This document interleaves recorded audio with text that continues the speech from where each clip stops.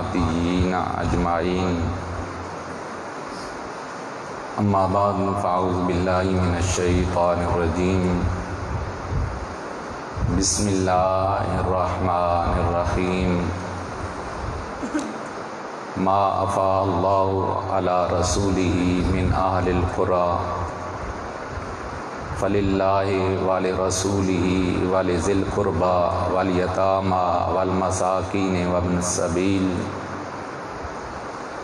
کی لا یکون دولة بین الاغنیاء منکم فما آتاکم الرسول فخذوہ وما نہاکم عنہ فانتہوا واتقوا اللہ ان اللہ شدید العقاب صدق اللہ مولانا العظیم وبلغنا رسولہ النبی الامی الحبیب الکریم ان اللہ وملائکتہ یصلون علی النبی یا ایہا الذین آمنوا صلوا علیہ وسلموا تسلیما اللہم صلی وسلم علی سیدنا ومولانا محمد وعلی آل سیدنا ومولانا محمد وبارک وسلم وصلی علیہ جمیع حضرات حضور کی بارگاہ میں محبت و عقیدت کے ساتھ درود و سلام پیش کیجئے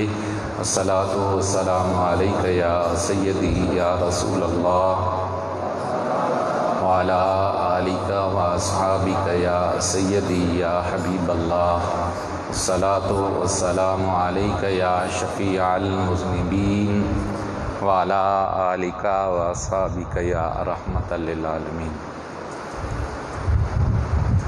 قابل تکریم معزز و محتشم برادران اسلام،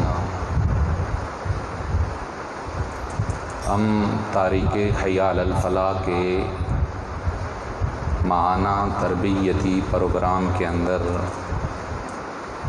آج حاضر ہیں اور یہ ہمارا باقاعدہ پروگرام ایک طویل عرصے کے وقفہ کے بعد ہو رہا ہے۔ اس دوران جہاں کرونا کی وبا نے لوگوں کو ہراساں اور خوف زدہ کیے رکھا، وہاں اس وبا کے کم ہونے کے بعد کچھ مذہبی شدت پسندوں نے ایک وبا کی صورت میں اہل ایمان کے ایمان پر حملہ کیا، جس سے سچی بات ہے لوگ خوف زدہ سے اپنے آپ کو محسوس کر رہے ہیں۔ اسی ضرورت کے پیش نظر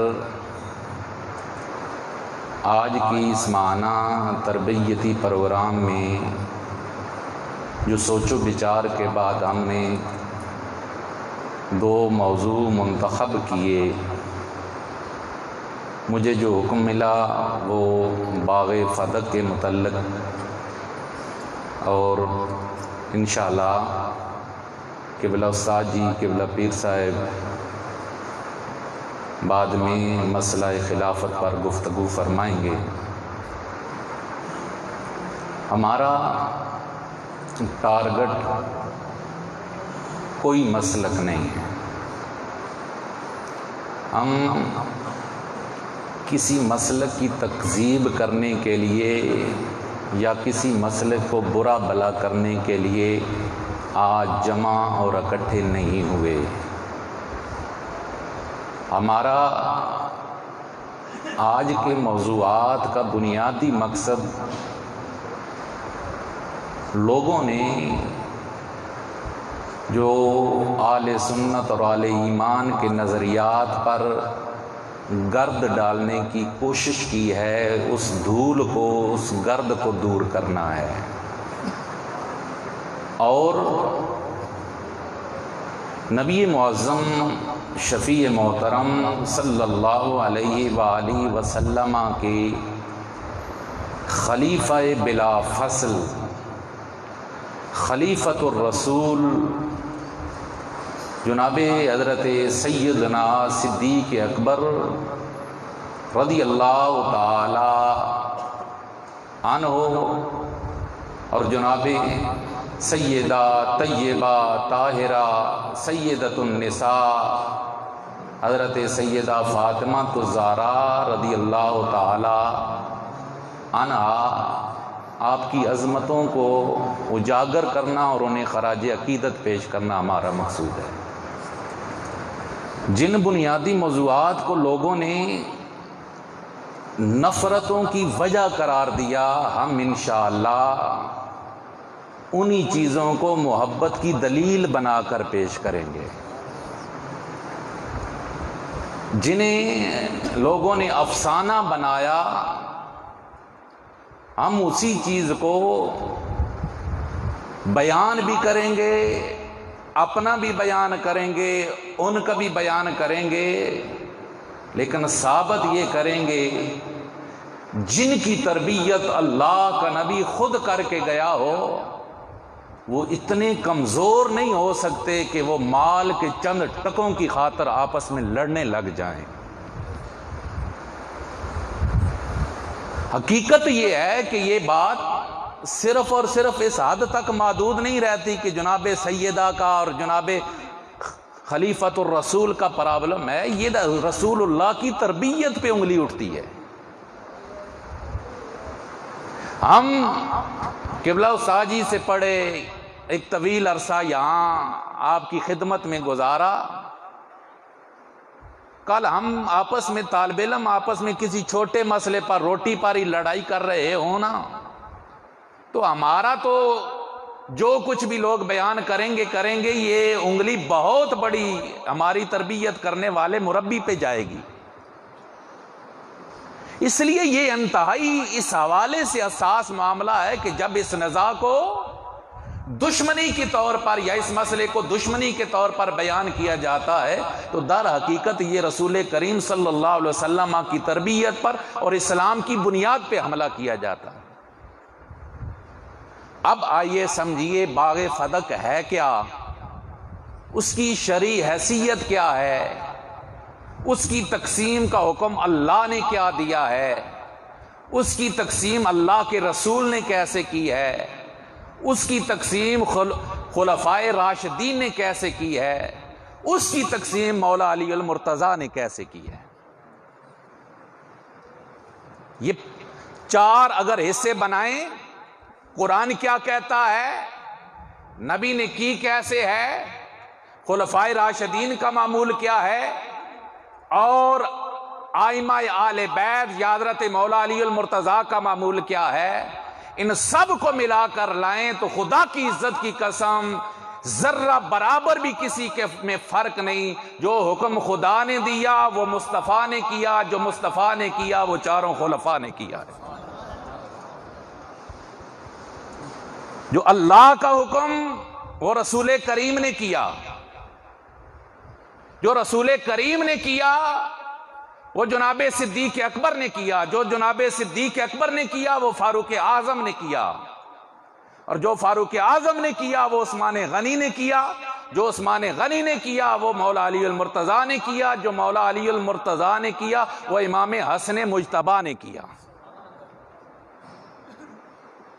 رتی برابر بھی، ذرہ برابر بھی اس کے اندر کوئی تقسیم نہیں ہے، کوئی تفریق نہیں ہے کہ کسی نے اس کے اندر کوئی تغیر و تبدل کیا۔ اب سمجھیے جنگ کے نتیجے میں دشمنوں کے جو مال اموال حاصل ہوتے ہیں ان کی دو حیثیتیں ہیں، اور میں خوشی کی بات یہ ہے کہ آپ احباب، ہم نے کوئی پرسنلی تو اتنی لمبی ریکویسٹ نہیں کی، سوشل میڈیا پر کی، آپ بہت اچھی تعداد میں آئے، اور ہم یہ یقین بھی رکھتے ہیں کہ آپ دھیان کے ساتھ سنیں گے، اور انشاءاللہ ہم اپنے دل کو مکمل صاف کر کے، ہمارے دل تو صاف ہیں لیکن جو الجھنیں بنائی گئی ہیں وہ اپنی الجھنیں ہم ساری دور کر کے جائیں گے انشاءاللہ۔ جنگ جہاں مسلمان حملہ آور ہوتے ہیں، جنگ ہوتی ہے، اس جنگ کے نتیجے میں جو مال آل اسلام کو ملتا ہے اس مال کو مال غنیمت کہا جاتا ہے۔ اور میں پتہ نہیں وہ پوچھ رہے تھے کہ کتنی کریں گے، میں نے کہا آج میرے اندر مواد تو ڈھیر سارا ہے، لیکن میں کوشش کروں گا کہ کم سے کم وقت کے اندر جو مقصود ہے وہ آپ تک پہنچ جائے۔ جنگ کے نتیجے میں، جہاں جنگ ہو اس کے نتیجے میں جو مال ملتا ہے اس مال کو کیا بولتے ہیں؟ مال غنیمت۔ اب اللہ کریم جب کہیں فتح عطا فرماتا ہے تو اللہ کریم ساتھ مسلمانوں کا رعب میں بھی، دبدبے میں بھی اضافہ فرماتا ہے۔ تو بہت سی آس پاس کی آبادیاں لڑنے سے باز آ کر خود بخود اپنے علاقے مسلمانوں کے حوالے کر دیتی ہیں۔ تو جو مال جنگ کے بغیر، گھوڑے دوڑائے بغیر، لشکر کشی کیے بغیر جو علاقے مسلمانوں کے حوالے کر دیے جائیں، اس کے نتیجے میں جو مال ملتا ہے اس کو مال فے بولا جاتا ہے۔ کیا بولا جاتا ہے؟ مال فے بولا جاتا ہے۔ باغ فدق مال فے ہے، اس پر جمیع امت کا اتفاق ہے۔ جب میں جمیع امت بول رہا ہوں تو اس میں جمیع اہل سنت بھی ہیں اور جمیع اہل تشیع بھی ہیں۔ سب کا اس بات پر اتفاق ہے کہ باغ فدق مال غنیمت نہیں، مال فے ہے۔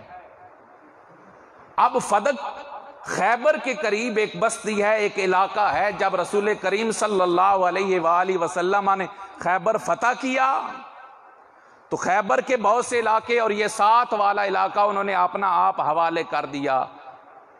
تو یہ بطور مال فے رسول کریم صلی اللہ علیہ وآلہ وسلم کے اختیار میں آیا۔ قرآن مجید فرقان حمید نے دونوں مالوں کی تقسیم الگ الگ ذکر کی ہے۔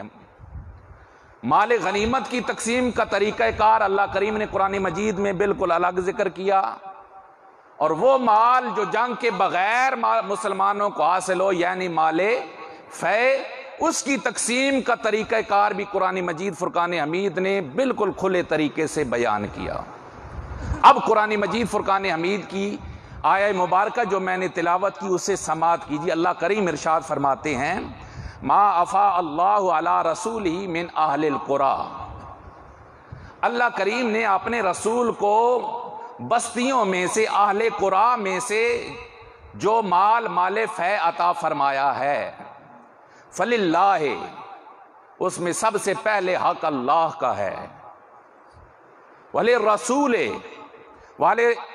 پھر اس کے بعد حق رسول کریم صلی اللہ علیہ وآلہ وسلم کا ہے، ولذی القربیٰ، اس کے بعد اس کے اندر حق رسول اللہ صلی اللہ علیہ وآلہ وسلم کے رشتہ داروں کا ہے، والیتامی، پھر اس کے بعد حق اس کے اندر یتیموں کا ہے، والمساکین، پھر اس کے اندر حق مساکین کا ہے، وابن السبیل، اور پھر اس کے اندر حق جو ہے وہ مسافروں کا ہے۔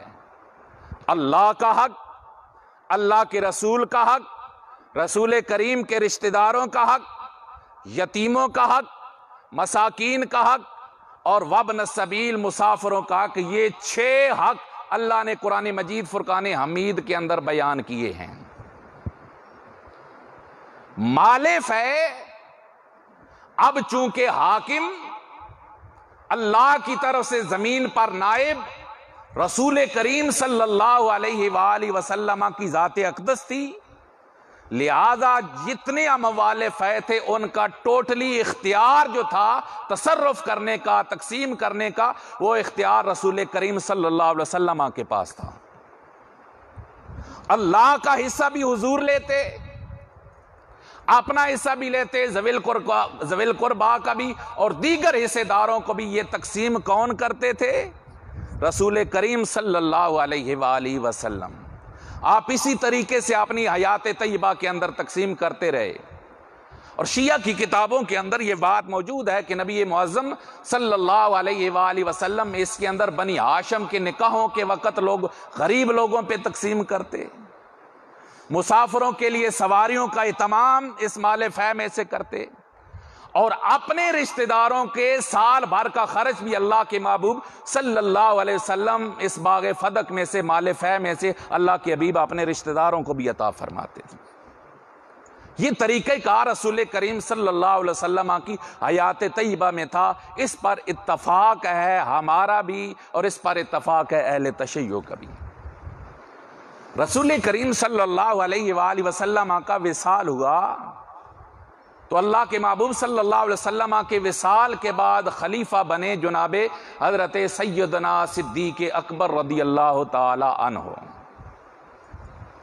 جب حضرت سیدنا صدیق اکبر رضی اللہ تعالی عنہ خلیفہ بنے تو میں ڈنڈی مارے بغیر جو روایات ہماری ہیں میں وہ بھی بیان کروں گا، جو اس موقع پر روایات دیگر کی ہیں میں وہ بھی بیان کروں گا۔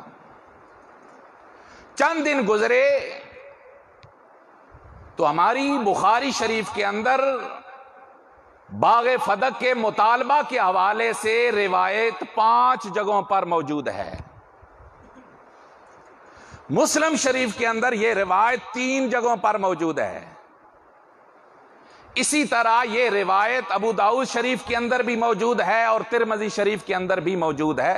کل اہل سنت کی کتابوں میں یہ روایت 14 جگہوں پر موجود ہے۔ روایت یہ ہے، اور اس کے راوی 3 ہیں، ایک حضرت ابو طفیل، دوسرے راوی ہیں حضرت ابو ہریرہ، اور تیسری راویاں ہیں سیدہ طیبہ طاہرہ حضرت عائشہ صدیقہ رضی اللہ تعالی عنہ۔ یہ 3 راوی ہیں۔ اب کچھ کے اندر تھوڑی تفصیل کم ہے، کچھ میں تھوڑی تفصیل زیادہ ہے۔ میں اختصار کے ساتھ آپ کی خدمت میں عرض کروں گا کہ معاملہ کیا ہوا۔ رسول کریم صلی اللہ علیہ وسلم کے وصال کے بعد حضرت بخاری شریف کی جو حدیث مبارکہ کے الفاظ ہیں وہ یہ ہیں کہ حضرت سیدہ فاطمہ الزہرا نے ارسلت الی ابی بکر۔ زیادہ مقامات پر جو الفاظ ہیں وہ یہ نہیں ہیں کہ حضرت فاطمہ آئیں، بلکہ زیادہ مقامات پر الفاظ یہ ہیں کہ آپ نے کسی بندے کو دربار خلافت میں بھیجا۔ اب میں اس بات پر تھوڑی جھگی ڈالنا چاہتا ہوں، آپ سمجھیے اس معاملے کو۔ اپنا آنا اور بندے کا بھیجنا دونوں معاملات میں فرق ہے۔ اب واقعہ ایک ہے تو ظاہر بات ہے یا خود آئی ہوں گی یا بندے کو بھیجا ہوگا۔ اب جب ارسلت والی روایات موجود ہیں کہ بندے کو بھیجا تو ہمارے نزدیک یہی روایت زیادہ معتبر ہے، اور یہی روایت سیدہ طیبہ طاہرہ کے مقام کے مطابق ہے۔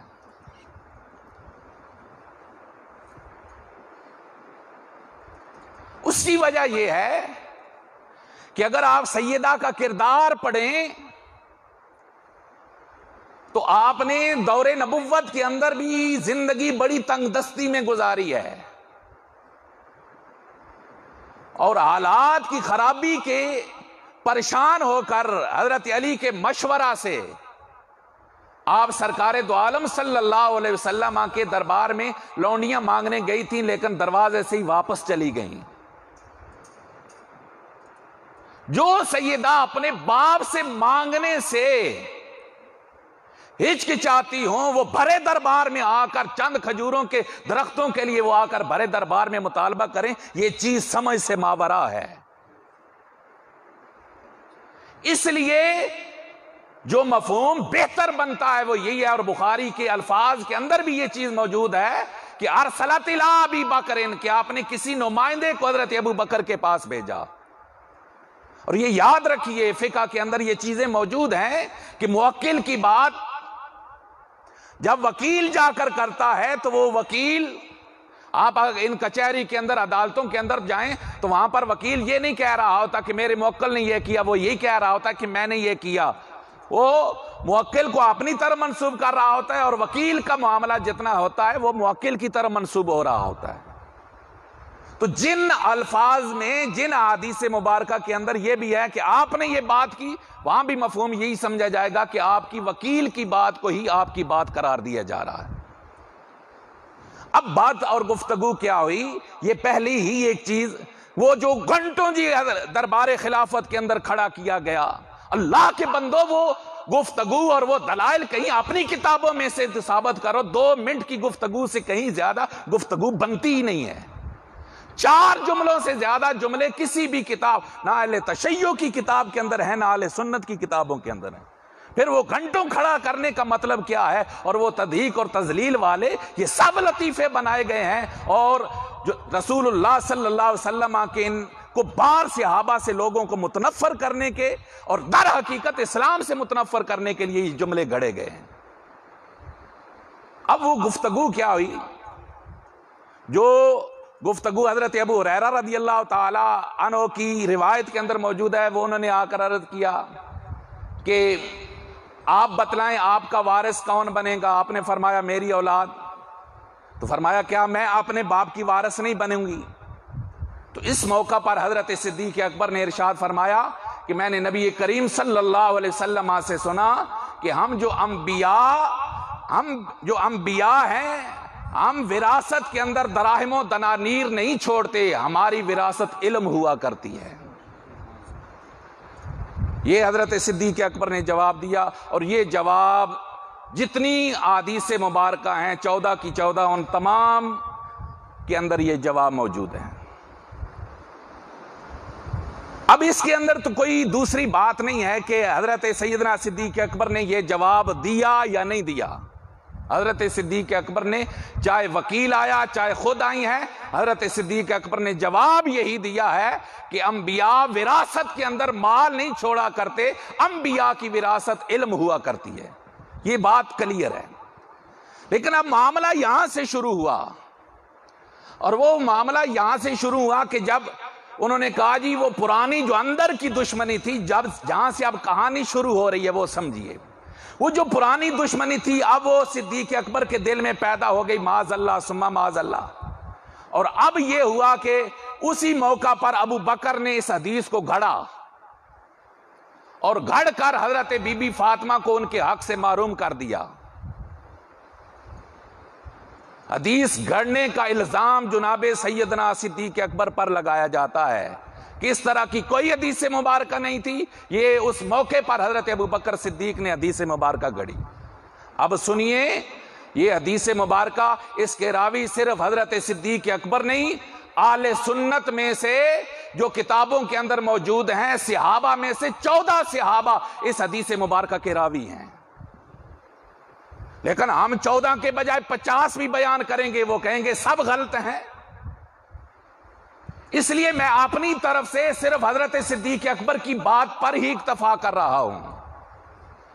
یہی حدیث مبارکہ کہ انبیاء کی وراثت دراہم و دنانیر نہیں ہوتی، انبیاء کی وراثت علم ہوتی ہے، یہ حدیث مبارکہ اہل تشیع کی بخاری کے لیول کی کتابوں کے اندر بھی موجود ہے، اور اس کو روایت کرنے والے امام جعفر صادق ہیں۔ سنیے وہ حدیث مبارکہ، عن ابی عبداللہ قال قال رسول اللہ صلی اللہ علیہ وسلم ان العلماء ورثۃ الانبیاء ان الانبیاء لم یورثوا لا دینارا ولا درہما ولكن اورثوا العلم فمن اخذ منهم اخذ بحظ وافر۔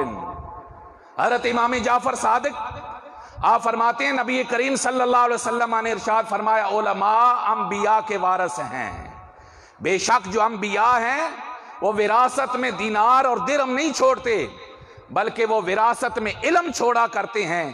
جس نے علم میں سے لے لیا اس نے حصہ وافر کثیر حصہ اس نے لے لیا۔ یہ حضرت امام جعفر صادق غالباً یہ چھٹے امام ہیں، 12 اماموں میں سے چھٹے امام ہیں امام جعفر صادق، اور اس کتاب جس کو نقل جس کے اندر یہ حضرت امام جعفر کا قول موجود ہے اس کتاب کا نام ہے اصول کافی۔ اور اصول کافی کے متعلق شیعہ حضرات کا موقف یہ ہے کہ اصول کافی کا ایک ایک حرف امام غائب یعنی امام مہدی کو سنا کر لکھا گیا ہے۔ اور ملا یاذر الفقیہ اور دوسری کتاب ہے روضۃ المتقین، وہ کہتے ہیں کہ اہل تشیع کے ہاں، ائمہ اہل بیت کے ہاں سب سے معتبر ترین اگر کوئی کتاب ہے تو وہ اصول کافی ہے۔ یعنی یوں سمجھ لیجئے کہ یہ جیسے ہماری بخاری شریف کا درجہ ہے، یہ ان کے ہاں بخاری شریف کے درجے کی کتاب ہے، اس کے اندر یہ قول ابو بکر صدیق کا نہیں، یہ قول امام جعفر صادق کا ہے۔ اور امام جعفر صادق یقیناً گھڑ کے تو نہیں بیان کر رہے ہوں گے، اپنے خاندان سے سنی ہوں گی۔ اس سے معلوم ہوا کہ رسول اللہ کی وراثت کے متعلقہ حدیثیں رسول اللہ کے خاندان کے اندر بھی موجود تھیں۔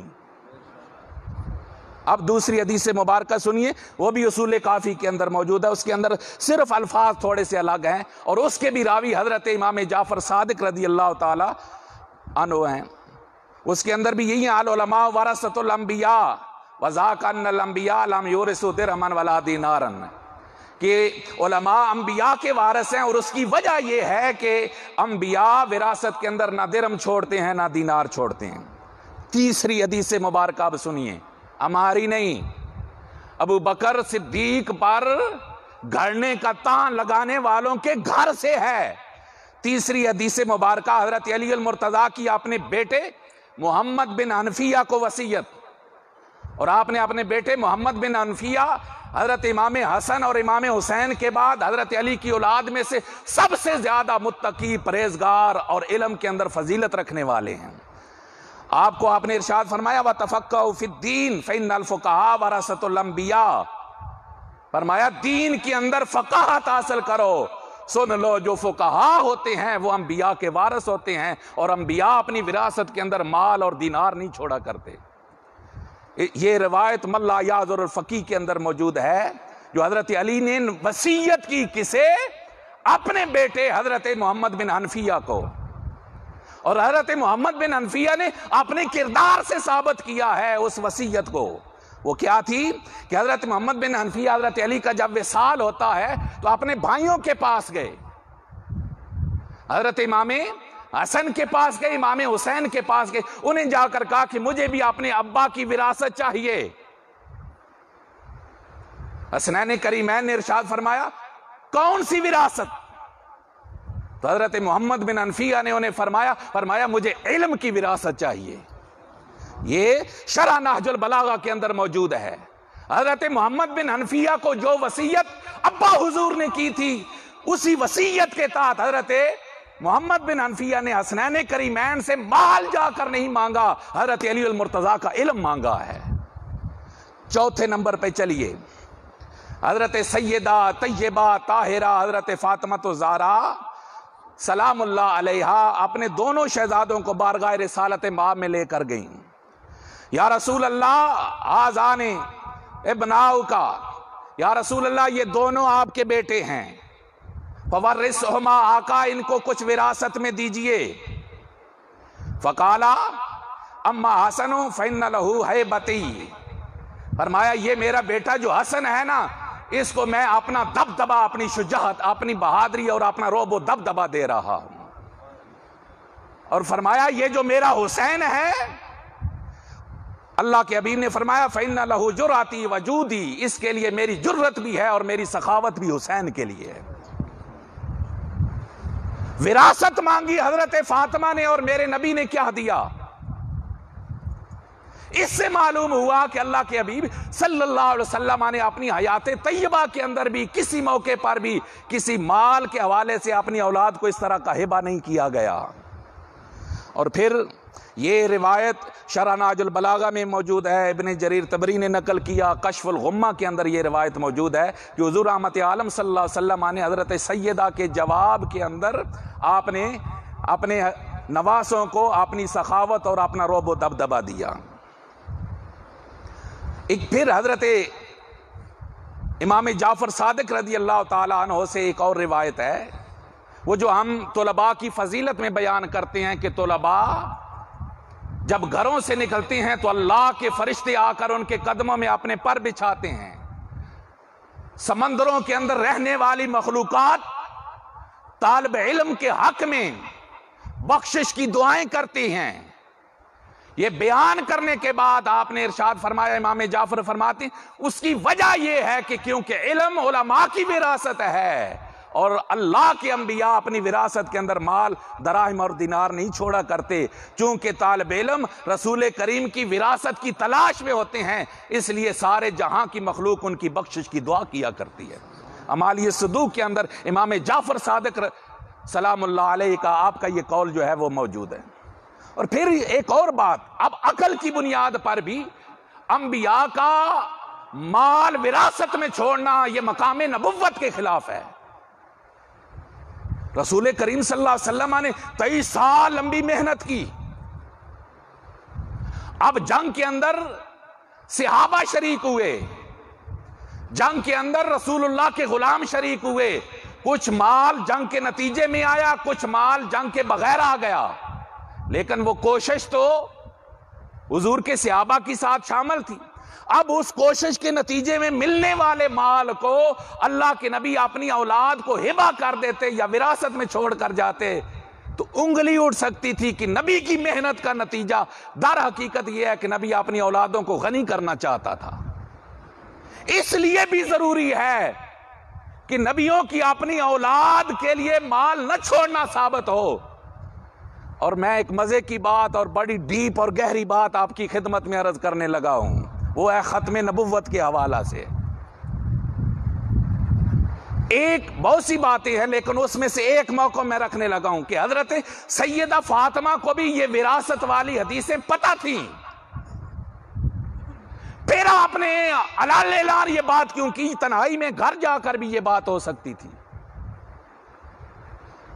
ایک جگہ جملہ پڑا ہے، میرے دل کو لگا ہے، آپ بھی اپنے دل میں جگہ دیجئے، وہ یہ ہے کہ حضرت سیدہ نبی کی ختم نبوت کا اعلان کرنا چاہتی تھی۔ وہ کیسے؟ کیونکہ حضور آخری نبی ہیں اور حضور سچے نبی ہیں۔ حضور کے بعد جو بھی دنیا کے اندر نبوت کا دعویٰ کرے گا وہ جھوٹا ہوگا، اور اس کی وجہ یہ ہوگی وہ نبوت کا دعویٰ اپنی چمک کے لیے اور اپنی اولاد کو سنوارنے کے لیے کرے گا۔ وہ مال بنائے گا، مال اپنے لیے بھی بنائے گا اور اپنی اولادوں کے لیے بھی بنائے گا۔ تو جب یہ اعلان بھرے مجمع میں ہو جائے گا کہ اللہ کے انبیاء کی مالی وراثت نہیں ہوتی، تو اس سے معلوم ہو جائے گا قیامت تک کوئی بھی نبی جو دعویٰ کرے گا اگر وہ مال چھوڑ کے جاتا ہے تو وہ سچا نبی نہیں ہو سکتا۔ حضرت سیدہ نے ادھر کیا اور صدیق اکبر نے مسلمہ کذاب کے خلاف ختم نبوت کا اعلان کیا۔ اور اگر یہ بات دیکھیں، اس کی روایات بہت ساری تھیں، لیکن اگر یہ معاملہ نہ ہوتا تو یہ حدیث اتنی شہرت پا ہی نہیں سکتی تھی جتنی شہرت اس حدیث نے اب پائی ہے۔ اب جہاں ہم غلام مرزا قادیانی کو لعنتی اور جھوٹا ثابت کرنے کے لیے اور بہت سے دلائل دیتے ہیں، وہاں ہمارے علماء ایک دلیل وہاں اس کے جھوٹا ہونے کے یہ بھی دیتے ہیں کہ اس نے خود بھی مال کمایا ہے، اپنی اولاد کے لیے بھی مال چھوڑ کر گیا ہے، اور انبیاء اپنی اولادوں کے لیے کوئی مال چھوڑ کر نہیں جاتے تاکہ یہ درجہ شہرت کو پہنچ جائے، کوئی جھوٹا کذاب آ کر حضور کے بعد نبوت کا دعویٰ نہ کر سکے۔ اس سے معلوم ہوا کہ یہ انبیاء کی وراثت علم، اللہ کے بندو اب یقین ہو گیا، یہ میں نے 7 چیزیں شیعہ کی کتب سے، اپنی کتب سے نہیں، شیعہ کی کتب سے بیان کی ہیں کہ انبیاء کی وراثت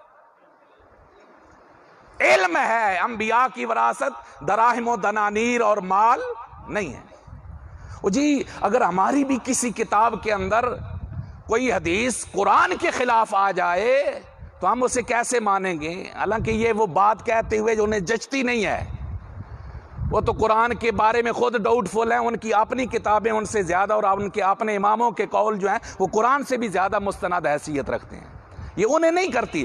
لیکن اگر کوئی کہے، آپ کے سامنے کوئی بیان کرے کہ جی بخاری میں یہ کہہ رہی ہے یا آپ کی حدیث یہ کہہ رہی ہے جبکہ قرآن اس کے خلاف کہہ رہا ہے، آپ قرآن مانیں گے یا ابو بکر صدیق کی بات مانیں گے؟ تو آپ کہیں گے ہم قرآن مانیں گے۔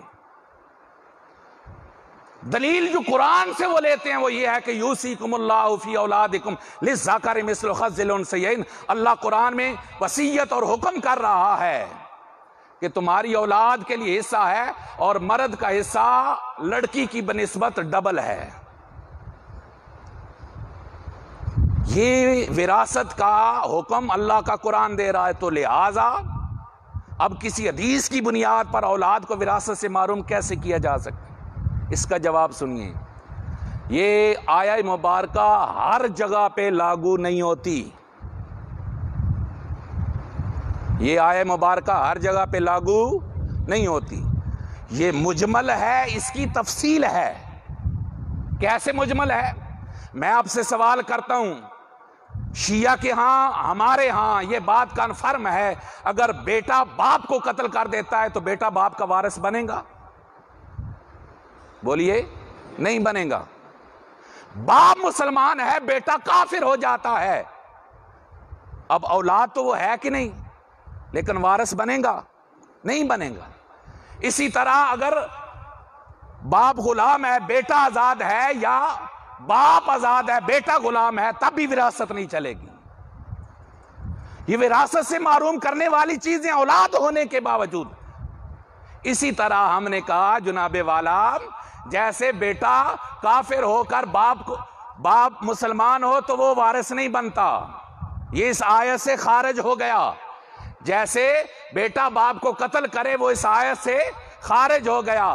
اسی طرح اس اجمال کی تفصیل یہ ہے کہ ہر کسی کو اولاد کو وراثت ملے گی، لیکن انبیاء کی اولادوں کو وراثت نہیں ملے گی.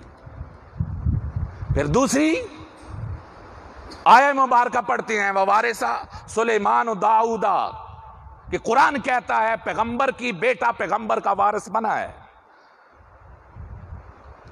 یہ ابھی آپ کو اتنا شاید خیال نہ ہو، جب کوئی وقرہ کر کے آپ سے کہے گا نا تو پھر آپ کانپیں گے کہ قرآن آ گیا. اب سمجھیے، قرآن کہہ رہا ہے کہ داؤد علیہ السلام اللہ کے نبی ہیں، سلیمان ان کے بیٹے ہیں. قرآن کہہ رہا ہے بیٹا باپ کا وارث بنا ہے. آپ کیسے کہتے ہیں کہ نبی کا بیٹا وارث نہیں بنتا؟ تو جناب سنیے، یہ وراثت مال نہیں تھی، یہ وراثت نبوت تھی. یہ وراثت ملوکیت تھی، وراثت علم تھی، وراثت نبوت تھی، وراثت مال نہیں تھی. جی کیسے؟ ایسے کہ امام باقر فرماتے ہیں، کون؟ امام باقر فرماتے ہیں کہ حضرت سلیمان علیہ السلام حضرت داؤد کی نبوت اور علم کے وارث بنے، اور سلیمان کے وارث ہمارے محمد بنے، اور محمد رسول اللہ کے وارث ہم اہل بیت بنے ہیں. اور وہ وراثت کون سی ہے؟ وراثت علم ہے. اور دوسری وراثت مال کیوں نہیں لے سکتے؟ ناسخ التواریخ کے اندر شیعہ کی معتبر ترین کتاب ہے، اس کے اندر موجود ہے کہ حضرت داؤد علیہ السلام کے 11 بیٹے تھے. اب بیٹا ایک کیسے وارث بن گیا؟ باقی 10 بیٹے کدھر گئے؟ میری بات سمجھ رہے ہیں؟ اگر قرآن صرف ایک کا ذکر کر رہا ہے، باقیوں کا نہیں ذکر کر رہا، تو باقی بھی تو مال کے وارث تو وہ بننے تھے. پھر صرف حضرت سلیمان علیہ السلام. تو اب معلوم ہوا کہ یہاں بات یہ ہے کہ وہی وراثت معلوم ہوگی کہ جو وراثت صرف حضرت سلیمان کو ملی ہے، اور وہ وراثت نبوت تھی. اسی طرح احباب گرامی تیسری جو آیہ مبارکہ پڑھی جاتی ہے وہ حضرت زکریا علیہ السلام کے متعلق ہے. وَيَارِثُنِي وَيَارِثُ مِنْ آلِ یعقوب، مجھے ایسا ولی میرے مالک دے جو میرا وارث ہو اور آل یعقوب کا وارث ہو. اب اللہ نے کون دیا؟ حضرت یحییٰ دیے. حضرت یحییٰ دیے تو اب وہ وارث بنے تو خدا نے پکڑایا انہیں، کیا مال دیا، جائیداد دی. فرمایا یا یحییٰ خذ الکتاب بقوۃ، اے یحییٰ تیرے لیے وراثت مانگی گئی تھی، اور وہ وراثت ہم تجھے دے رہے ہیں، اور وہ وراثت کتاب ہے. اس لیے احباب گرامی قرآن مجید فرقان حمید کی جتنی آیات مبارکہ ہیں ان میں سے کہیں سے بھی یہ ثابت نہیں ہو رہا کہ انبیاء کرام علیہ السلام کی اولاد جو ہے وہ ان کی مالی وارث بنتی ہے. یہ بات کلیئر ہو گئی کہ انبیاء وراثت کے اندر مال نہیں چھوڑتے، انبیاء وراثت کے اندر علم چھوڑتے ہیں. یہ ہماری کتابوں میں بھی موجود. سیدنا صدیق اکبر اکیلے نہیں، آل بیت اطہار کے ائمہ کرام اس کو نقل کر رہے ہیں، اور رسول اللہ صلی اللہ علیہ وسلم کے دیگر صحابہ اس کو نقل کر رہے ہیں. اب جب یہاں تک معاملہ پہنچا تو اس سے اگلا معاملہ، بہت سے یہاں تک بریک لگا کر اگلے جو لفظ ہیں نا وہ ان کو پکڑتے ہیں. تو جب حضرت سیدنا صدیق اکبر نے یہ جواب دیا تو فغاد بت، حضرت سیدہ فاطمہ تو زہرا غصے میں آ گئیں، فَحَجَرَتْهُ وَلَمْ تَتَكَلَّمْ، حضرت سیدہ فاطمہ تو زہرا غصے میں آ گئیں، آپ نے انہیں چھوڑ دیا اور آپ نے ان سے گفتگو نہیں کی۔ یہ تھا وہ مرکزی خیال جس کی بنیاد پر حضرت صدیق اکبر پر طعن کیا گیا کہ جس نے سیدہ کو غصے میں کیا، ناراض کیا، اس نے محمد کو ناراض کیا، جس نے محمد کو ناراض کیا اس نے خدا کو ناراض کیا۔ ہم کہتے ہیں بے شک، آپ بھی کہو، سب کہو، اچھی بولو۔ ایک حدیث مبارکہ تو ہم بڑی پرانی سن دے ہوندے ہو، وہ حدیث مبارکہ کیا ہے وہ سنیے، پھر آپ کو ایک مزے کی میں بات بتلاتا ہوں، اس کا صرف ایک حصہ آپ سماعت کیجئے۔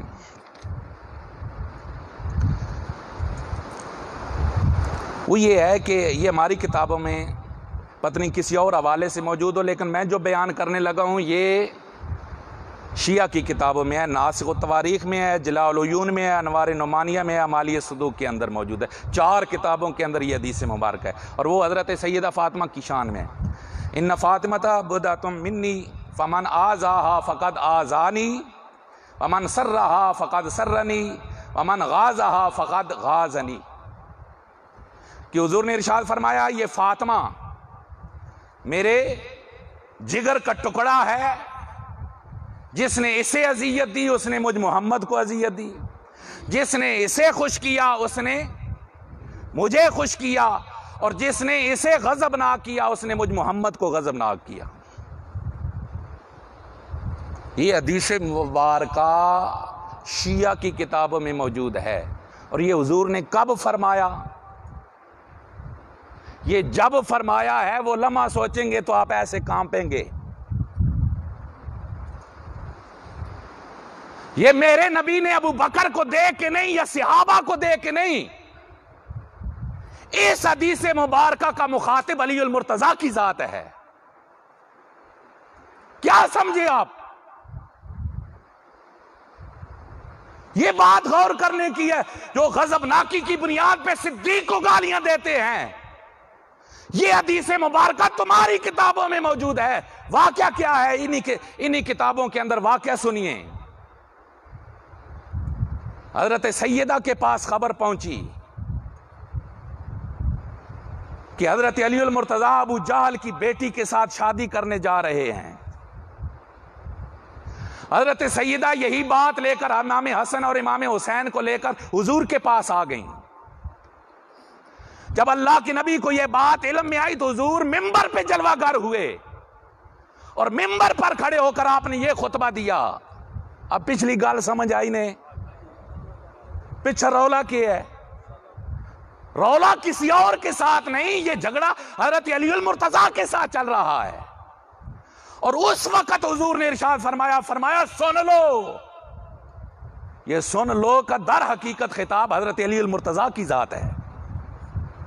فرمایا یہ فاطمہ میرے جگر کا ٹکڑا ہے، جس نے اسے اذیت دی اس نے مجھے اذیت دی، جس نے اسے خوش کیا اس نے مجھے خوش کیا۔ میں کہتا ہوں اگر خدا نہ خواستہ میں وہ بعد میں دلائل سے ثابت کروں گا کہ حضرت فاطمہ حضرت صدیق پر غضبناک نہیں ہوئی، لیکن اگر خدا نہ خواستہ مان بھی لیا جائے غضبناک ہوئی ہیں تو غضبناکی تو ادھر حضرت علی المرتضیٰ پر بھی ہو رہی ہے۔ وہ فتویٰ جو صدیق اکبر پہ لگاتے وہ فتویٰ علی المرتضیٰ پہ کیوں نہیں لگاتے؟ ایک اور گل کراں تو تہاڈا شریر کم ویسی ہے، ساڑیاں کتاباں دی نہیں گل، کیونکہ ہماری ہوتی تو وہ اعتراض ہمارے پہ ہوتا کہ یہ اہل بیت کے دشمن ہیں، یہ اہل بیت سے بغض رکھنے والے ہیں۔ سنو، دل تھام کے سنو، یہی ناسخ و تواریخ کے حوالے سے کہ حضرت علی المرتضیٰ نے رسول کریم صلی اللہ علیہ وسلم کے زمانہ اقدس کے اندر آپ نے ایک باغ جو تھا وہ صدقہ کر دیا۔ جب حضرت سیدہ کو پتہ چلا کہ علی نے وہ باغ سارا صدقہ کو کر دیا ہے اور اتنا مال ملا ہے اور اتنے مال میں سے اتنا فقیروں کو دے دیا ہے، تو معاذ اللہ حضرت سیدہ معاذ اللہ ثم معاذ اللہ، ہم نہیں کہہ رہے نقل کفر، ہم نہیں کہہ رہے، یہ ان کی باتیں ہیں جو محب اہل بیت ہیں، ان کی کتابوں میں موجود ہے کہ معاذ اللہ حضرت فاطمہ نے حضرت علی کو مارنا شروع کر دیا تھا۔ غضبناکی تو تمہاری کتابوں میں ادھر لکھی ہوئی ہے، یہ کیوں نہیں بیان کرتے؟ ہمارا قطعاً موقف نہیں ہے کہ کسی موقع پر بھی میاں بیوی ہونے کے ناطے تھوڑی بہت ہی اونچ نیچ ہو گئی ہو، نہ حضرت علی المرتضیٰ کبھی سخت ناراض فاطمہ سے ہوئے، نہ فاطمہ تو زہرا مولا علی سے ہوئی ہیں، یہ ہمارا موقف ہے۔ تمہارا جو موقف ہے وہ اپنی کتابوں میں پڑھو۔ اور پھر صدیق پر میں نے ایک پوسٹ چاڑی تو نیچے سے وہ لکھنے شروع ہو گئے، او جی جو صدیق اکبر فاطمہ کا جو دشمن ہو، جو فاطمہ کو ناراض کرے، اس کے بارے میں تمہارا کیا حکم ہے؟ میں نے کہا جو تمہارا حکم مولا علی المرتضیٰ کے بارے میں ہے۔ ہمارا موقف تو یہ ہے کہ حضرت سیدہ فاطمہ تو زہرا کسی مرحلے پر بھی حضرت علی صدیق اکبر سے غضبناک نہیں ہوئی ہیں۔ اب سنیے وہ بخاری کے الفاظ جو ہیں جہاں یہ موجود ہے کہ حضرت سیدہ غضبناک ہوئیں، اس کا مطلب کیا ہے، اس کی وضاحت ہے۔ یہ میں نے شروع میں عرض کیا، یہ حدیث 14 جگہوں پر موجود ہے۔ کتنی جگہوں پر؟ سیاہ ستہ کے اندر کتنی جگہوں پر موجود ہے؟ 14 جگہوں پر۔ 14 جگہوں میں سے 10 جگہوں پر غضبناک والے الفاظ موجود نہیں ہیں۔ بخاری شریف میں 5 جگہوں پر موجود ہے، اور صرف ایک جگہ پر یہ الفاظ موجود ہیں کہ آپ غضبناک کوئی ناراض ہوئیں۔ اب سیریس اور سیدھی سی بات ہے، جب واقعہ ایک ہے تو بعض اس کو غضبناکی کو بیان کر رہے ہیں، اور کہیں بھی پوری کی پوری تاریخ اور پوری کی پوری حدیث کی کتابیں اٹھا لیں، کہیں بھی یہ نہیں ملے گا کہ حضرت سیدہ نے فرمایا ہو کہ میں تم سے ناراض ہوں۔ یہ راوی کا خیال ہے۔ یہ کیا ہے؟ بولو یار، یہ کیا ہے؟ راوی کا خیال ہے۔ اور راوی بھی ابن شہاب زہری سے جنہوں نے نقل کیا ہے اس سے، اور ابن شہاب زہری سے بھی جن راویوں نے، یہ تھوڑی علمی بات ہے ذہن میں رکھ لیجئے گا، جن راویوں نے نقل کیا سب نے غضبناک کے الفاظ نہیں بولے، اور جنہوں نے بولے ہیں انہوں نے بھی ہر جگہ پہ نہیں بولے۔ یہ دو باتیں ہیں۔ ابن شہاب زہری سے سب نے غضبناک کے الفاظ نقل نہیں کیے، اور صالح نے نقل کیے ہیں، اور صالح نے بھی ہر جگہ پر یہ الفاظ نقل نہیں کی۔ یہ کیسے ہو گیا؟ غضبناک والی بات کیسے ہو گئی؟ ہم اس بنیاد پر ابن شہاب زہری پر بھی تان کے قائل نہیں ہیں، ہم انہیں عادل اور ثقہ سمجھتے ہیں۔ یہ ہوا کیسے؟ بھائی ہوا یہ کہ کبھی کبھار ایسا ہوتا ہے، سچویشن کو دیکھ کر، صورتحال کو دیکھ کر بندہ اپنا اندازہ بیان کرتا ہے۔ مثلا میں معذرت کے ساتھ میں استاد جی کی طرف ایسے منہ کر کے بیٹھوں، استاد میری طرف ایسے منہ کر کے بیٹھیں، آپ اتنے بندے بیٹھے ہیں تو وہ کہیں گے کوئی مسئلہ ہے۔ اب اندر کیا ہے یہ تو ہمیں پتہ ہے نا۔ لوگ بعض اوقات حالات کو دیکھ کر، اس کی میں مثال سیرت پاک سے ایک عرض کرنا چاہتا ہوں۔ نبی معظم صلی اللہ علیہ وسلم نے ایک موقع پر اپنی ازواج مطہرات سے خلوت نشینی فرمائی، آپ الگ ہو گئے۔ اب مسجد نبوی میں شور برپا ہو گیا کہ اللہ کے حبیب صلی اللہ علیہ وسلم نے اپنی ازواج مطہرات کو طلاق دے دی ہے۔ اب سمجھیے یہ طلاق والی بات کسی نے حضور سے سنی ہوئی تھی؟ حضور نے یہ قول کیا نہیں تھا، لیکن مشہور ہو گئی۔ چیز واقعہ کے اندر موجود نہ تھی لیکن مشہور ہو گئی۔ اور مشہور کیسے ہوئی؟ حالات کو دیکھ کر ہوئی کہ اللہ کے حبیب کبھی ایسے تنہا ہوتے نہیں، تنہا ہوئے ہیں تو شاید حضور نے طلاق دی ہے۔ اب حضرت عمر فوراً اٹھے، حضور کی بارگاہ میں حاضر ہوئے، یا رسول اللہ کیا آپ نے اپنی ازواج کو طلاق دی؟ حضور نے فرمایا میں نے نہیں دی، معاملہ حل ہو گیا۔ اب جب یہ بعد میں بیان کی گئی، زہری اپنے شاگردوں کو بیان کر رہے تھے تو انہوں نے وہ کیفیت سمجھتے ہوئے انہوں نے غضب کے یا ناراضگی کے آئیڈیا بیان کیا، خیال بیان کیا۔ اس کو روایت بالمعنی کہا جاتا ہے۔ اپنا انہوں نے خیال بیان کیا کہ شاید جو انہوں نے ترک کلام کیا تھا، اور یاد رکھیں ترک کلام ناراضگی کی دلیل نہیں ہوتا، کلام ترک کرنے کی بہت سی وجوہات ہوتی ہیں، ان میں ایک وجہ یہ بھی ہوتی ہے عدم ضرورت۔ بھائی میں آپ سے بات کرتا ہوں، مجھے بات کی ضرورت ہی نہیں ہے تو میں آپ سے گفتگو ہو سکتا ہے نہ کروں۔ ناراضگی کوئی ضروری وجہ نہیں ہو سکتی، اور جو ہے نا فاجرہ تو اس کا مطلب یہ نہیں ہے، اس کا مطلب ہمارے آئمہ نے بالاتفاق جو بیان کیا ہے وہ یہ ہے کہ حضرت سیدہ نے جب وراثت والی حدیث سنی تو حضرت سیدہ نے اس معاملے کو ہی چھوڑ دیا، اور پھر پوری زندگی میں وَلَمْ تَتَكَلَّمْ کا ترجمہ یہ ہے، پوری زندگی میں آپ نے اس موضوع پر کبھی بھی گفتگو نہیں فرمائی ہے۔ اس کا مطلب یہ ہے، اس کا قطعاً یہ مطلب نہیں کہ ناراض ہیں۔ میں یہ کیسے کہہ رہا ہوں کہ ناراض نہیں ہے؟ میں یہ شیعہ کی کتابوں سے کہہ رہا ہوں کہ سیدہ ناراض نہیں ہے۔ سنیں گے یہ جو حدیث مبارکہ بیان کرنے لگا ہوں، اس حدیث مبارکہ کو تھوڑا سا ذہن میں رکھیے گا، اور معذرت بھی چاہوں گا اگر تھوڑا لیٹ ہو جائے، میں اب اینڈ کی طرف جا رہا ہوں۔ وہ ہے یہ شرح ناج البلاغہ ابن ابی عدید کی ہے، شرح ناج البلاغہ ابن میثم کی ہے، دونوں کے اندر یہ روایت موجود ہے، ایک کے اندر تھوڑی تفصیل کے ساتھ ہے، ایک کے اندر تھوڑی اختصار کے ساتھ ہے۔ نبی کریم صلی اللہ علیہ وسلم جب حضرت سیدہ حضرت صدیق اکبر سے باغ فدق مانگتی ہیں تو شیعہ کی کتابوں میں اس واقعہ کو اب سنیے۔ تو حضرت صدیق اکبر نے مالی وراثت کی بات کرتے ہوئے پھر فرمایا کہ نبی کریم صلی اللہ علیہ وسلم فدق سے تمہاری خوراک لیتے تھے، حضرت فاطمہ کو مخاطب کر کے میں ترجمہ سنا رہا ہوں، باقی آپ تقسیم فرما دیا کرتے تھے، اور فی سبیل اللہ سواریاں بھی لے کر دیا کرتے تھے۔ میں اللہ کی قسم کھا کر تم سے اقرار کرتا ہوں کہ فدق کی آمدنی میں اسی طرح ہی تقسیم کروں گا۔ یہ حضرت صدیق اکبر کا مکالمہ ہو رہا ہے سیدہ فاطمہ الزہرا سے، میں اللہ کی قسم اٹھا کر کہہ رہا ہوں کہ میں باغ فدق کی آمدنی اسی طرح ہی تقسیم کروں گا۔ اس کے بعد الفاظ ہیں فرادیت بذالکا، حضرت سیدہ اس پر راضی ہو گئیں، کہو سبحان اللہ، اونچی کہو سبحان اللہ۔ حضرت سیدہ صدیق اکبر سے راضی ہو گئیں۔ یہ ہماری کتاب کا حوالہ نہیں، یہ شیعہ کی کتاب کا حوالہ موجود ہے۔ آپ راضی ہو کر وہاں سے گئیں، اور آگے گفتگو کیا کی؟ آپ نے گفتگو یہ کی کہ عرض کی اے ابو بکر میں تم سے عہد لیتی ہوں کہ تم اس کو اسی طرح تقسیم کرو گے۔ اور پھر حضرت صدیق اکبر باغ فدق کی جتنا مال تھا اس میں سے آل بیت اطہار کی ضرورت کا مال پورے سال کا ان کے گھر بھیج دیا کرتے تھے۔ یار کیا بات کرتے ہو، شیعہ کی کتابیں اٹھاؤ، آل بیت کے گھر کا سارا خرچہ باغ فدق کی آمدنی سے خلفائے راشدین کے زمانے میں چلتا رہا ہے۔ میں آپ سے ناراض ہوں، آپ مجھے دودھ دیں پانی دیں، میں کہوں گا نہیں لیتا، تیرے ساتھ میرا تعلق نہیں۔ اور ادھر آپ کہیں ناراض بھی ہیں، ادھر صدیق اکبر کے طرف سے آنے والے مال کو بھی وصول کر رہی ہیں، یہ ممکن ہی نہیں ہو سکتا۔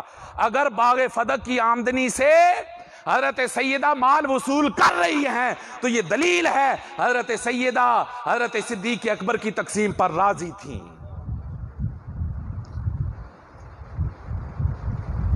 ٹھیک، اب جب یہاں دال نہیں گلتی تو ایک آخری کاڑا، یہ تو تھا وراثت تک۔ جب ہم نے کہا جی وراثت تمہاری کتابوں میں بھی موجود ہے، انبیاء کی، بولو یار، انبیاء کی وراثت مال نہیں ہوتی، انبیاء کی وراثت کیا ہوتی ہے؟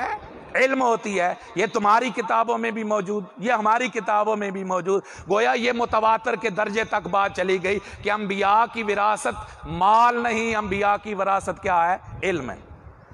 جب یہاں سے پھندا پڑا، ورنہ آپ سوچئے نا، ورنہ یہ دلیلیں کیوں دیتے ووارث سلیمان و داؤدا؟ پہلے انہوں نے وراثت پہ رولا ڈالا، جب یہاں سے پھندا پڑا تو انہوں نے کہا نہیں یہ وراثت نہیں، یہ سرکار دو عالم نے زندگی میں ہبہ کر دیا تھا۔ یہ کیا کر دیا تھا؟ ہبہ کر دیا تھا۔ ہبہ والی ایک روایت آل سنت کی کتابوں میں بھی ملتی ہے، در منصور میں موجود ہے۔ میری بات سمجھ رہے ہیں؟ وہ آپ کو کہیں گے تمہاری کتابوں میں لکھا ہے ہبہ کر دیا، تو اس کے اندر عطیہ بن سعد کوفی ایک راوی ہے جو کنفرم ہے کہ وہ شیعہ ہے، وہ رافضی ہے، اور حدیث کے معاملے میں انتہائی ضعیف ہے، اس لیے وہ روایت ہمارے ہاں معتبر ہی نہیں ہے۔ یہ تو ہوگی ہمارے ہاں سے چھٹی۔ اب رہ گئی ان کی روایات، تو وہ جو روایات بیان کرتے ہیں امام جعفر سے اور امام باقر سے روایت بیان کرتے ہیں کہ ہوا یوں کہ جب باغ فدق فتح ہوا، مال مل گیا، تو اللہ کریم کی طرف سے آیت اتری وآت ذی القربی حقہ کہ محبوب اب اس کہانی کو ذرا ان کی کتابوں میں سنیے گا اور پھر انہیں داد دیتے رہنا کتنے چبل ہیں۔ وَآتِ ذِی الْقُرْبَىٰ حَقَّهُ، یہ آیت مبارکہ اتری تو حضور کو پتہ ہی نہ چلا کہ یہ کیا بات ہے۔ وَآتِ ذِی الْقُرْبَىٰ حَقَّهُ، حضور کو پتہ ہی نہ چلا یہ کیا بات ہے۔ حضور نے جبریل سے پوچھا، جبریل نے کہا مجھے بھی نہیں پتا۔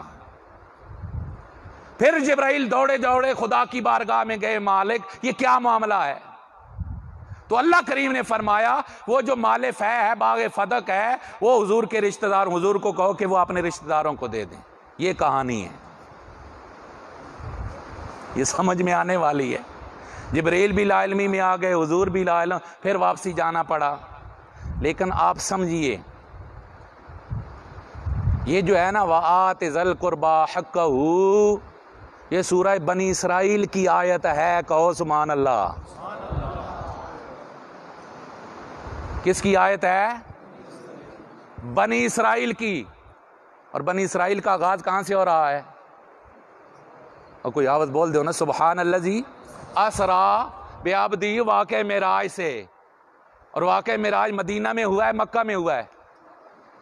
اب بولو یار، مکہ میں ہوا ہے۔ واقع معراج مکہ میں ہوا ہے، باغ فدق مدینہ میں، اور وہ بھی 7-8 سال کے بعد کا ہے۔ آیت 11 سال پہلے اتر چکی ہے اور اس کا شان نزول بعد کا بیان کر رہے ہیں۔ آیت مبارکہ کو آپ غور سے پڑھیے نا، یہ آیت مکی ہے، باغ فدق مدینہ میں ہو رہا ہے کہ یہ آیت اس کے بعد اتری۔ اور یہ میں نہیں کہہ رہا، یہ امام باقر کہہ رہے ہیں کہ یہ آیت مبارکہ مکہ کے اندر اتری ہے۔ ائمہ اہل بیت بیان کر رہے ہیں کہ یہ ساری کہانی گھڑی گئی تھی ہبہ والی۔ اب کیا کرتے جب وراثت میں گڑا پڑ گیا تو پھر ہبہ کی طرف دوڑے۔ تو اور پھر یہ آیت مبارکہ کبھی ساری کی ساری کریں تو اس کے اینڈ پہ یہ بھی آتا ہے وَلَا تُبَذِّرْ تَبْذِيرًا۔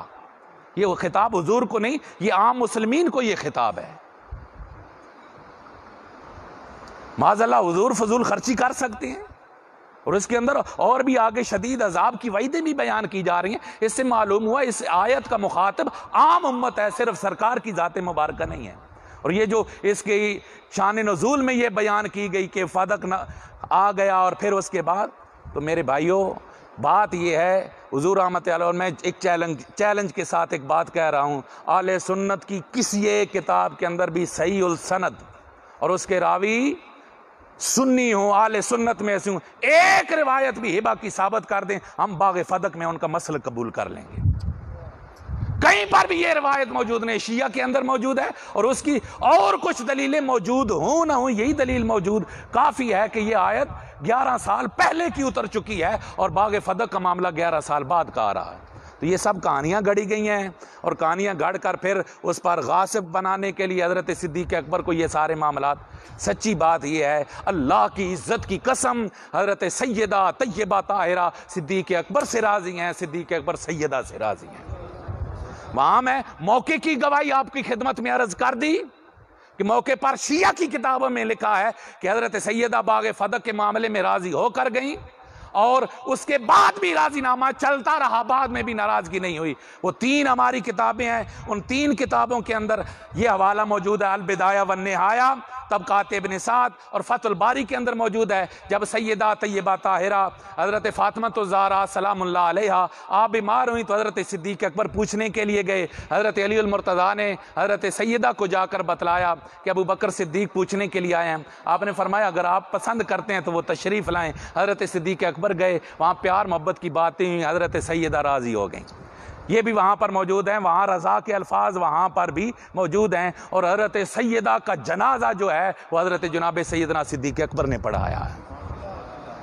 کنز المال کی حدیث مبارکہ ہے، حضرت ابو بکر حضرت عمر کے ساتھ جنازہ، یہ ایک لمبی کہانی جو اتنی ناراض تھی کہ منع کر دیا تھا کسی کو نہ بتلانا، وہ میرے جنازے میں نہ آئیں۔ حضرت سیدنا صدیق اکبر حضرت فاروق اعظم وہاں پر گئے، حضرت علی المرتضیٰ موجود تھے، حضرت صدیق اکبر نے ارشاد فرمایا علی جنازہ پڑھاؤ۔ حضرت علی المرتضیٰ نے عرض کی صدیق اکبر کی خدمت میں، امیر المومنین اللہ کی عزت کی قسم میں آپ کے ہوتے ہوئے جنازہ نہیں پڑھا سکتا۔ سیدہ کا جنازہ پڑھانے والا ابو بکر صدیق ہے۔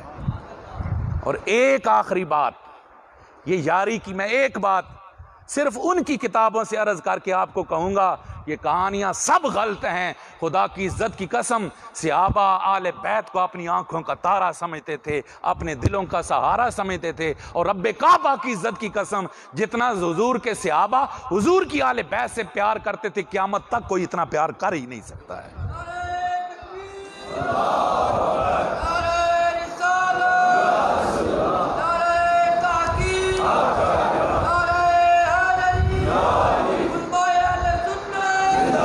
یہ روایت ہے جی کشف الغمہ کی، شیعہ حضرات کی معتبر ترین کتابوں میں سے کتاب ہے۔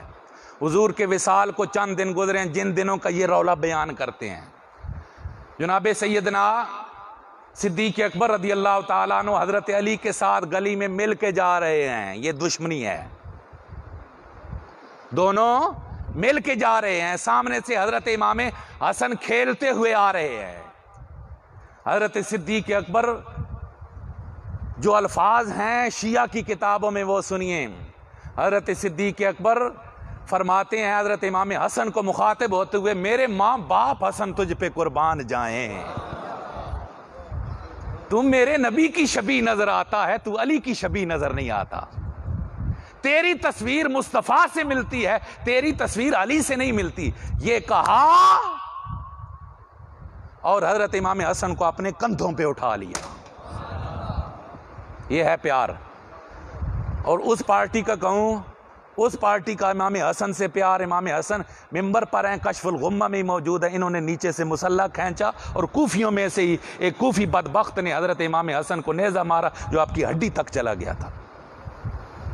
صحابہ کبھی رسول اللہ کی آل کے دشمن نہیں ہو سکتے۔ اور ایک آخری بات پلے باندھ لیجئے، قیامت تک کے لیے ان کے لیے چیلنج ہے، اگر باغ فدق معاذ اللہ ثم معاذ اللہ حضرت صدیق اکبر غاصب ہیں، معاذ اللہ، حضرت فاروق اعظم غاصب ہیں، معاذ اللہ، حضرت عثمان غنی غاصب ہیں، معاذ اللہ، تو حضرت علی المرتضیٰ نے کیا وہ باغ فدق آل بیت کے حوالے کیا ہے؟ شیعہ مرتا مر جائے گا، کہیں سے بھی یہ ثابت نہیں کر سکے گا کہ حضرت علی المرتضیٰ نے وہ باغ واپس لے کر آل بیت کو دیا۔ اتنے گل پوچھیے نا، دیکھ رولا بڑا بندا، وہ کیوں نہیں کیا؟ جی مولا علی کا ایک فرمان ہے، میں نے اس لیے نہیں کیا کہ جب میرا اقتدار مضبوط ہو جائے گا، اگر میں ابھی لے کے دیتا ہوں تو لوگ ابو بکر عمر کو ماننے والے ہیں، لوگ میرے دشمن ہو جائیں گے، جب اقتدار مضبوط ہو جائے گا تو میں لے کر دوں گا۔ اب سنیے، امام کی امامت کے لیے ضروری ہے، مولا علی کا فرمان ناج البلاغہ اور اصول کافی میں موجود ہے، امام وہ ہو سکتا ہے جو حقدار کا حق حقدار کو پہنچائے۔ گالا ہی نہیں سمجھ، جو نبی کی سنت کو زندہ کرے۔ اگر معاذ اللہ نبی کی سنت یہ تھی کہ آل بیت کو باغ فدق دے دیا تھا تو حضرت علی کی ذمہ داری بنتی تھی کہ باغ فدق لے کر دیں ہیں اپنی آل بیت کو۔ اور معاذ اللہ اگر پہلوں نے غصب کیا تھا تو پھر حقداروں کو حق پہنچانا یہ امام عادل کی ذمہ داری ہے۔ جو یہ ذمہ داری ادا نہیں کرتا وہ امام عادل ہو نہیں سکتا۔ اگر علی کو امام عادل مانتے ہو تو پھر تمہیں ماننا پڑے گا کہ حضرت علی المرتضیٰ نے جو فیصلہ کیا ہے وہ صدیق کو حق سمجھ کر کیا ہے، وہ فاروق اعظم کو حق سمجھ کر کیا ہے، وہ عثمان غنی کو حق سمجھ کر کیا ہے، اور خدا کی قسم خلفائے راشدین اسی طریقے سے تقسیم کرتے رہے۔ اور ایک اور آخری بات، حضرت عمر بن عبدالعزیز کے متعلق کہا جاتا ہے کہ انہوں نے وہ پھر باغ لے کر کیوں دیا؟ یہ بھی غلط کہانی ہے، اس حدیث کے الفاظ تو پڑھیے۔ حضرت عمر بن عبدالعزیز کے پاس جب یہ معاملہ اب ہوا یوں کہ امام حسن تک یہ ایسے ہی چلتا رہا، جب مروان علاقے کا حاکم بنا تو باغ فدق اس کے کنٹرول میں تھا، پھر اس کی اولاد کے کنٹرول میں، پھر وہ ایسے ان کی ذاتی کنٹرول میں چلا گیا تھا۔ حضرت عمر بن عبدالعزیز جب خلیفہ بنے تو آپ نے ان کے ذاتی کنٹرول سے نکال کر اس کو اس حالت پر لائے جس حالت میں وہ خلفاء کے زمانہ کے اندر تھا۔